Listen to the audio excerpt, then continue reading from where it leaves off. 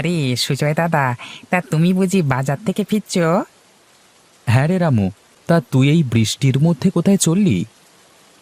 কোথায় আর যাবো দাদা, এই বাজারের দিকেই যাচ্ছি। বউ বললো ঘরে নাকি তরকারি কিছুই নেই। ও, তাহলে আর কি, যা বাজার থেকে কিনে বাড়িতে তাড়াতাড়ি ফিরে যা। আকাশের যা অবস্থা, মনে হচ্ছে বৃষ্টি আজ আর থামবে না। তা দাদা, বাজারের তরি তরকারির দাম কম না বেশি দাদা? আর বলিস না রে, এই বৃষ্টির মধ্যেও যে তরকারির এত দাম, গায়ে হাত দেওয়া যাচ্ছে না। বলো কি, এত দাম? হ্যাঁ, হবে না? মাঠঘাটের অবস্থা দেখেছিস? চারিদিকটা বৃষ্টির জলে থই থই করছে। তা তুমি যা বলেছো। আচ্ছা রামু, তাহলে তুই যা, আমি বাড়িতে যাই। সেই সকালে বাড়ি থেকে বের হয়েছি, বাড়ি ফিরতে যে বড্ড দেরি হয়ে গেল। হ্যাঁ দাদা, যাও।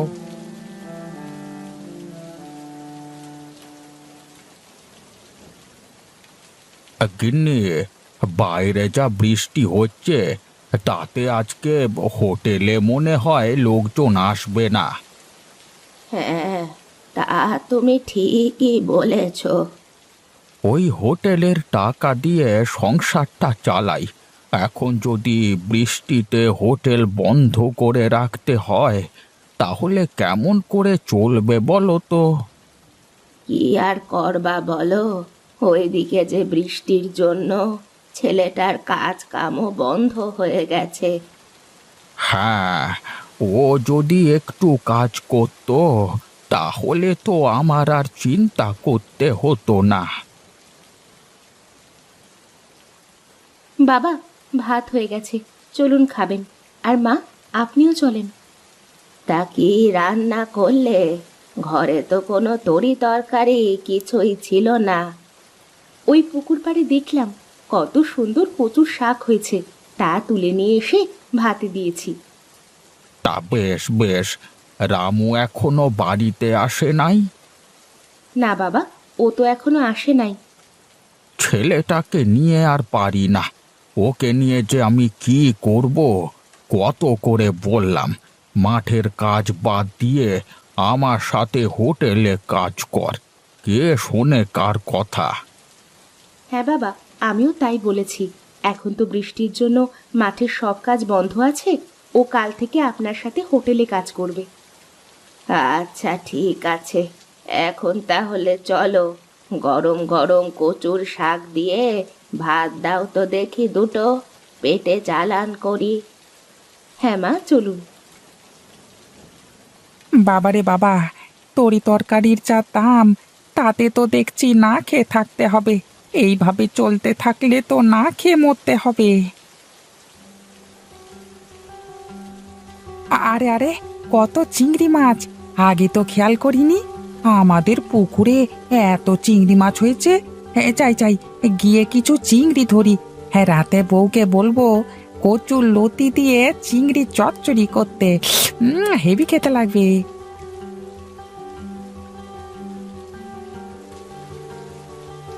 বাবা, বলছিলাম কি, এখন হোটেলে না গেলে হয় না? না বৌমা, তার কেমন করে হয়? এইভাবে বাড়িতে বসে থাকলে তো সংসারটা চলবে না।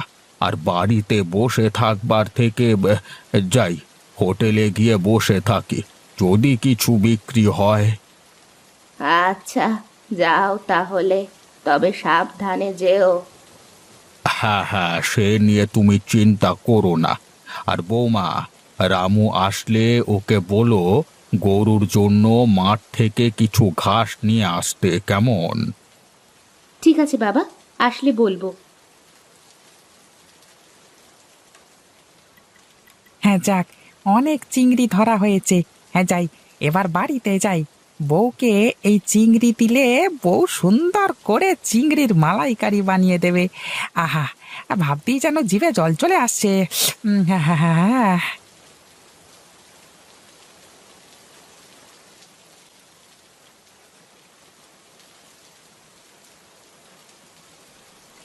কি গো, তোমার আসতে এত দেরি হলো কেন? আরে সেটা পরে বলছি, আগে ধরো তো, এই চিংড়ি মাছগুলো ধরো। ও মা, এ তো চিংড়ি। ওগো, এত চিংড়ি মাছ কেনার টাকা কোথায় পেলে গো? আরে চিংড়ি কিনতে যাব কেন? এই চিংড়ি মাছ তো আমাদের পুকুরে হয়েছে। বলো কি, আমাদের পুকুরে এত সুন্দর চিংড়ি হয়েছে? হ্যাঁ, তাই তো দেখলাম। বৃষ্টির জলে কিভাবে পুকুর ছেড়ে উঠে আসছিল গো। দাও দাও, এখন এই চিংড়িগুলো নিয়ে গিয়ে রান্না করি। হ্যাঁ হ্যাঁ, তাই করো। আর আমি দেখি গরুর জন্য কিছু ঘাস নিয়ে আসি।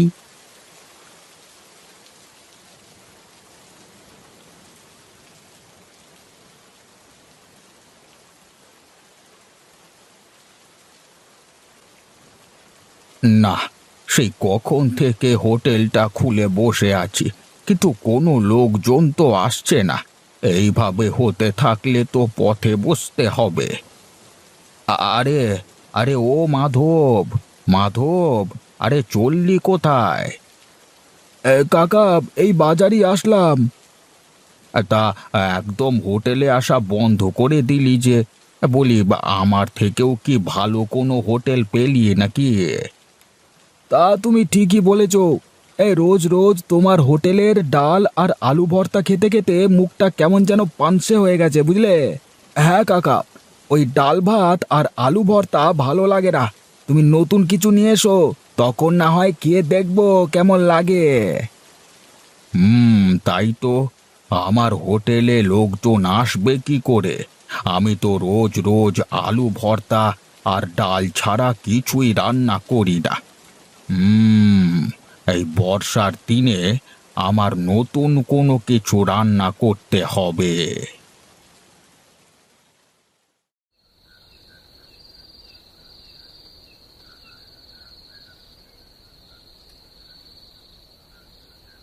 হুম, বাড়িতে আজ কেমন যেন নতুন তরকারির সুবাস পাচ্ছি। বৌমা, আজ কি রান্না করেছো? এত সুগন্ধ ছড়াচ্ছে। আহা, কচুর লতি আর চিংড়ি চচ্চড়ি। আর কই কই, দাও দাও। আমার যে আর তর সইছে না।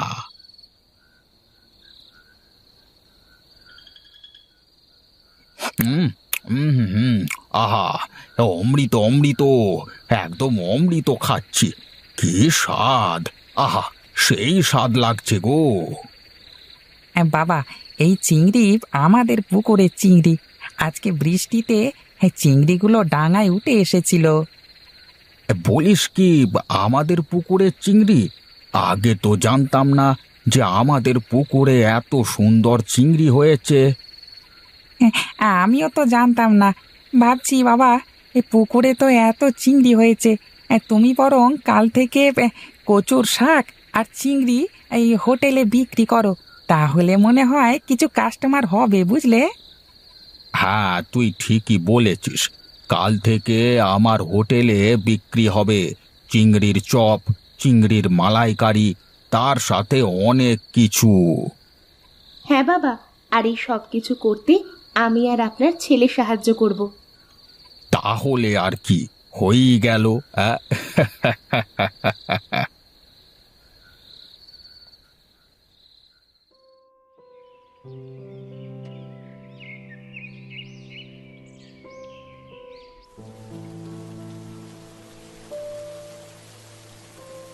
আসেন দাদা, ভাই, কাকা, কাকিরা, আসেন আসেন, আমাদের চিংড়ির হোটেলে আসেন।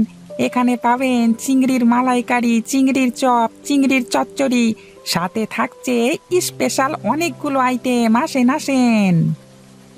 আরে আরে, এই বর্ষার দিনে চিংড়ির এত কিছু আইটেম এক জায়গায় পাওয়া যাচ্ছে।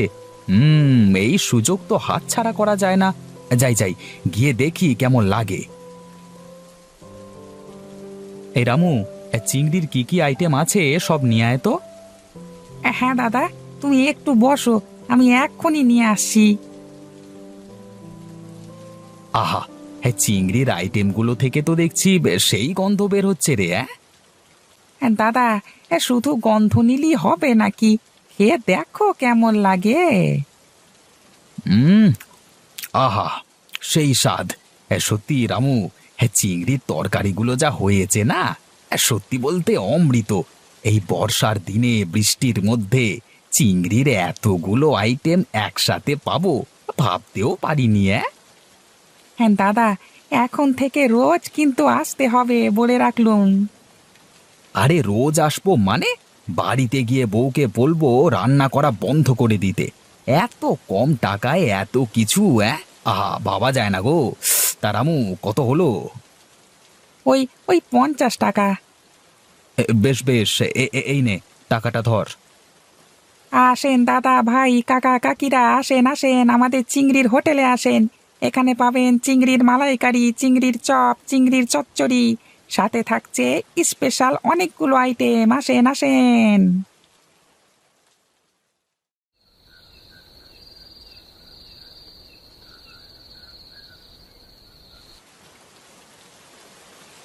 তাহলে আজ ভালোই বিক্রি হয়েছে।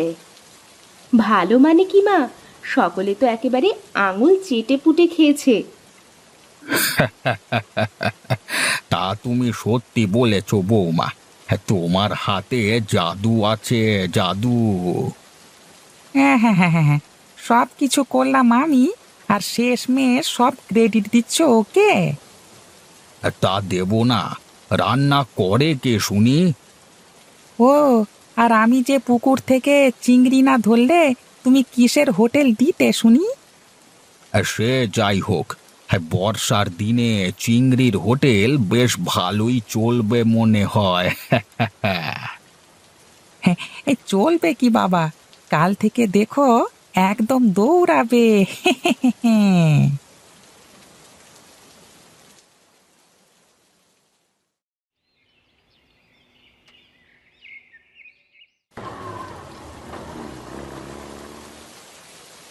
আরে বাহ, এখানে দেখছি চিংড়ির হোটেল।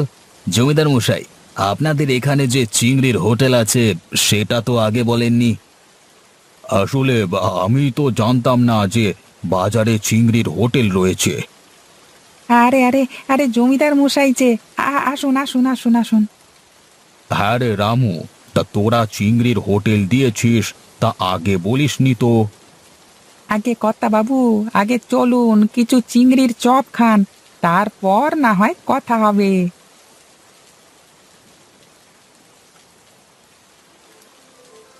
আরে বাহ, ভেরি গুড। চিংড়ির চপগুলো খেতে তো সেই স্বাদ। এর আগে আমি কখনো এমন স্বাদের চিংড়ি খাইনি।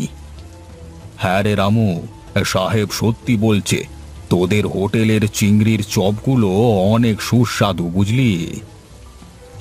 এই সবই ওপরওয়ালার কৃপা বাবু। আমি বিদেশে গিয়া সকলকে বর্ষার দিনে চিংড়ির হোটেলে আসবার নিমন্ত্রণ জানাবো। এখন আমি উঠি, কেমন?